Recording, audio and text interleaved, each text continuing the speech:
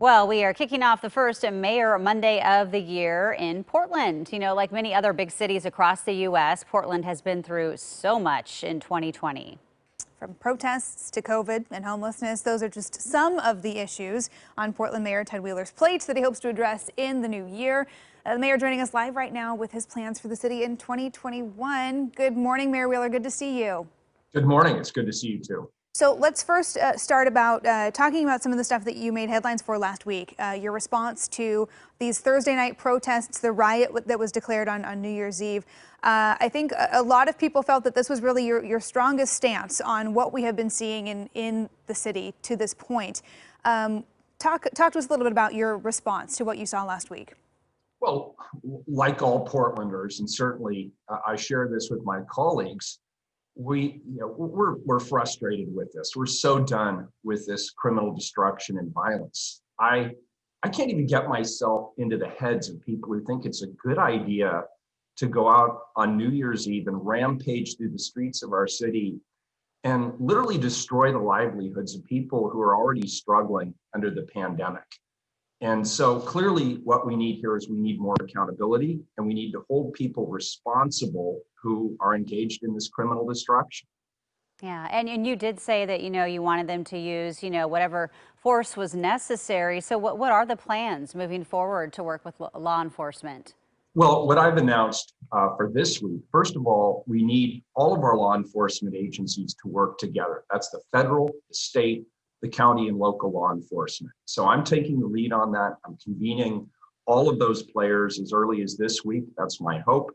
And we're going to identify specific strategies about how we are going to address this Antifa and this anarchist-oriented violence and criminal destruction. It's harming our city, it's harming our state, and we need to bring it to an end. I believe we need to work together.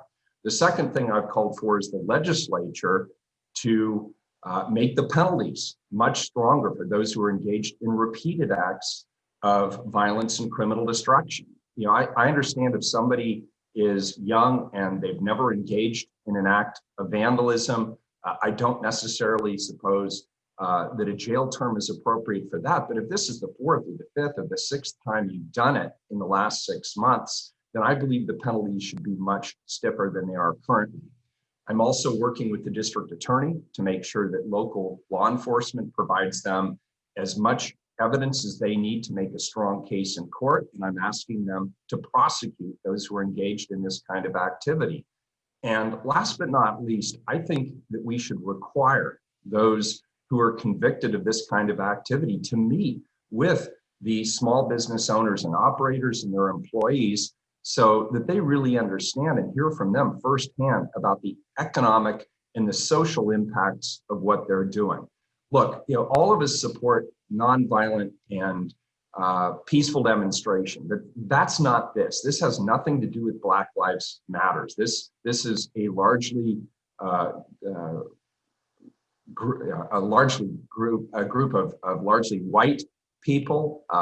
They are young-ish. There's even some middle-aged people engaged in this activity. This is just purely about destruction.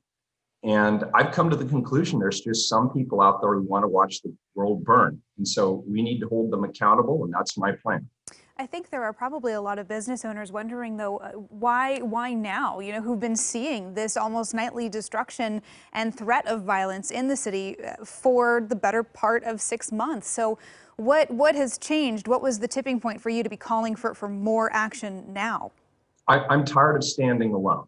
And now I have a unified council, thanks to the people of this great city. They've given me a city council starting here in the new year that agree with me that we need accountability, that we need responsibility. They agree with me that we need to arrest and hold these individuals accountable. They agree with me that we need stiffer penalties, and they agree with me that the city of Portland can't do this alone. We need collaboration and partnership from our friends at the county, at the state, and the federal government level. And so we're going to be working together, and in the new year, I think you're going to see us take the lead on this. It is pretty depressing driving around downtown Portland. It has been for several months with everything just boarded up. I can't tell if things are open or closed. And I'm sure these businesses are just really struggling between that and COVID. Is there any help on the way for some of those local businesses, whether it be downtown or across Portland? Absolutely. Look, we're working with our local business partners. We're working with our local chambers. We're working with those who are engaged in travel and tourism. And all of those steps are being laid out. We're supporting those businesses that have been directly impacted by some of the violence that we've seen downtown. But we're still in a pandemic. And the key is we need to be ready to open as soon as the governor says that we can reopen. And that means cleaning up the graffiti, cleaning up the litter, making sure that the violence has ended and that we're holding people accountable for their actions. And we're pushing hard on each of those areas. We've already invested resources. We're already organizing with our partners, both in the private and nonprofit sectors, to address trash and livability issues. That's going to continue to be the focus of this administration.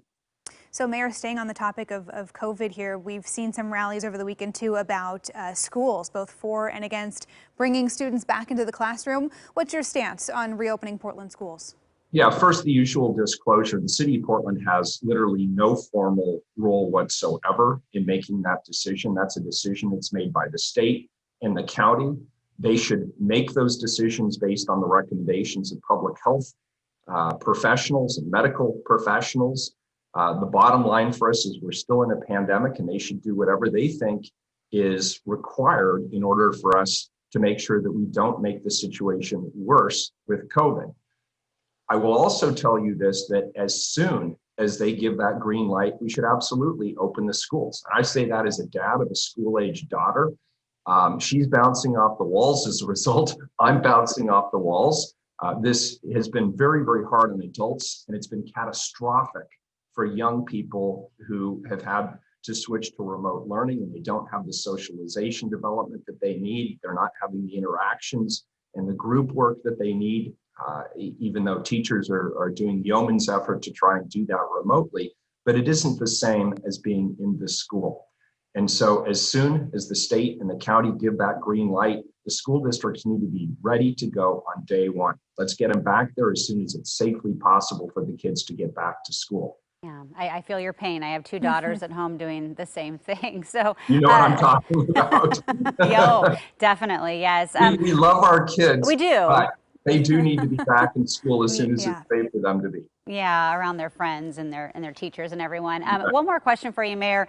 The homeless situation in Portland, I mean, it has been an issue for several years now, and it seems like it has really grown during this time, especially when you go around downtown. Oh, yeah. I'm assuming you guys are remaining vigilant about coming up with some solutions. I mean, what's next as far as trying to solve or put a dent in this crisis? The focus on homelessness up to this point has really been about the longer term strategies of getting people into housing.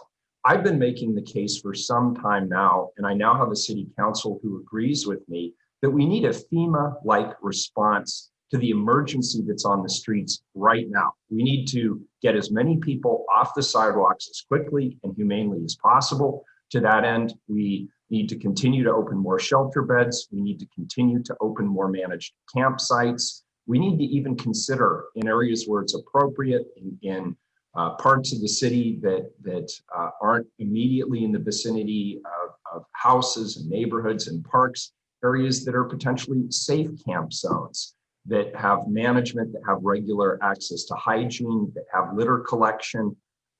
We need to really rethink this with a focus on the emergency that is on the streets today. While I appreciate and value the importance of housing and services and all the other things that we continue to work with the county on, we need a response right now to the crisis on our streets. And everybody can see that it has reached an emergency level. And now I have a city council that's willing to work with me to get that done. And I'm counting on our county partners and our other nonprofit, other regional partners to work with us to address this FEMA-like crisis that's on the streets today.